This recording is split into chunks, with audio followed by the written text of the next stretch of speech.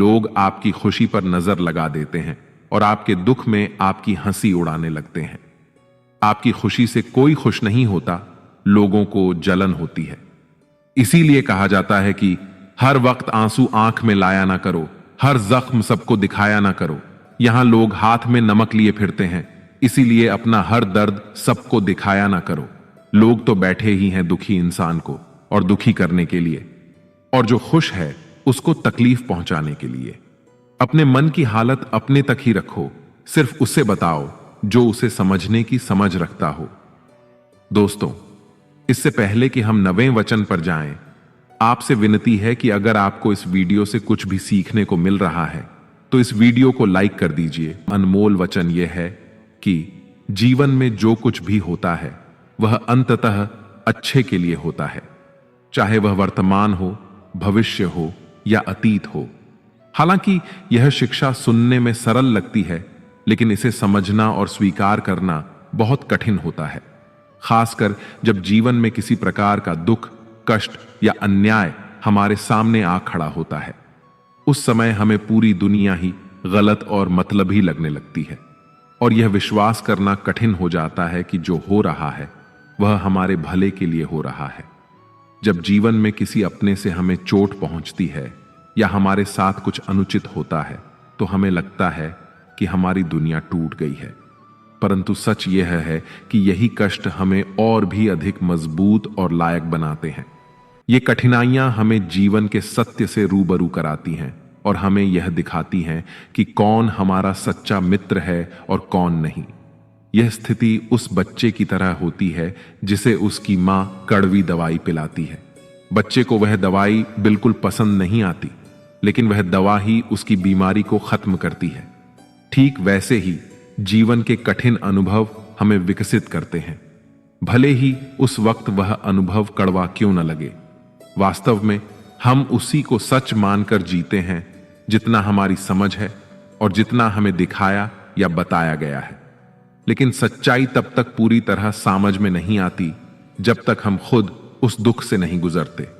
यह शिक्षा हमें यह समझने में मदद करती है कि जीवन की हर घटना, चाहे वह सुखद हो या दुखद, किसी न किसी उद्देश्य के साथ आती है और उस उद्देश्य को समझने के लिए हमें धैर्य और विश्वास बनाए रखना चाहिए।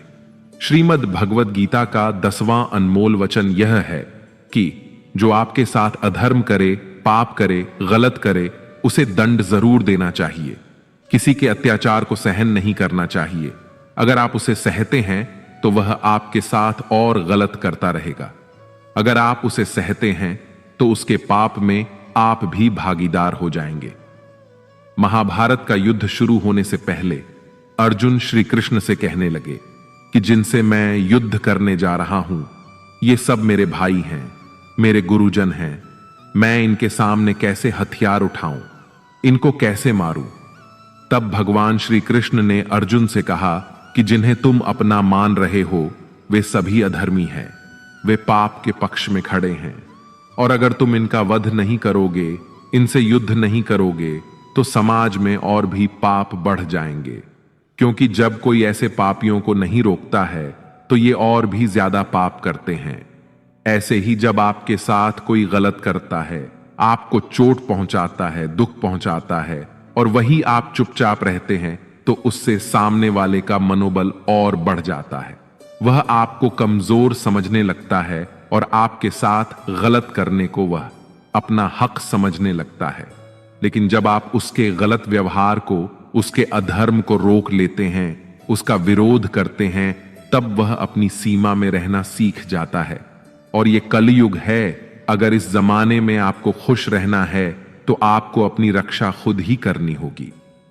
कोई आपके साथ गलत करे तो उसको कभी नहीं सहना चाहिए, बल्कि उसका सामना करना चाहिए।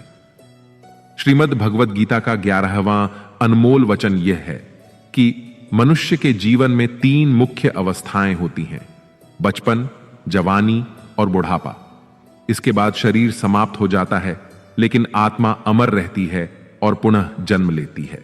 जब तक मनुष्य अपने मन की इच्छाओं और वासनाओं से मुक्त नहीं हो जाता, तब तक आत्मा को मोक्ष नहीं मिलता और उसका पुनर्जन्म होता रहता है। जीवन में इच्छाएं और वासना जितनी अधिक होंगी, खुशियां उतनी ही कम होती जाएंगी। यदि आप जीवन में खुश नहीं हैं, तो इसका कारण आपकी मन में भरी इच्छाएं और वासनाएं हैं। इंसान तभी सच्ची खुशी पा सकता है जब वह अपनी इच्छाओं को नियंत्रित करना सीख लेता है।